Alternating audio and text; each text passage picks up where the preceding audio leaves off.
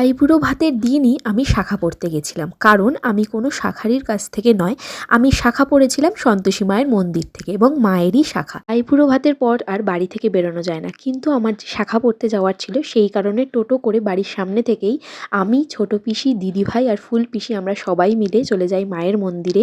আর দাদা ওখান থেকে আগে থেকেই বলেছিল যে আইবুড়ো ভাতের পরে মেয়েদের আর বেরোনো যায় না, সেই কারণে একটু সন্ধে সন্ধেই যেতে, যাতে বেশি রাত না হয়ে যায়। তাই আইবুড়ো ভাতটা শেষ করে আলো থাকতে থাকতেই আমরা বেরিয়ে পড়ি শাখা পড়তে যাব মন্দিরে। সেই কারণ মন্দিরে গিয়ে শাখা পলা মায়ের পড়ে মায়ের কাছ থেকে আশীর্বাদ নিয়ে, মানে মাকে নমস্কার করে নতুন জীবনের জন্য চলে আসি আমরা বাড়ি। কারণ বাড়ি আসার পর সেদিনই ছিল আমাদের হলুদ কোটা, যেটা আমাদের পরের দিন ভোরবেলা লাগবে। তোমাদেরও সামনে যাদের বিয়ে বা যাদের রিসেন্টলি বিয়ে হয়েছে, তোমাদেরও কি কি রিচুয়ালস হয়েছে, আমার মতো রিচুয়ালস হয়েছে কিনা অবশ্যই কমেন্টে জানাতে পারো। এরপর আমরা বাড়ি চলে আসি এবং আমি এসে চেঞ্জ করে নিই এবং পিসিরাও বসে পড়ে হলুদ কোটার জন্য।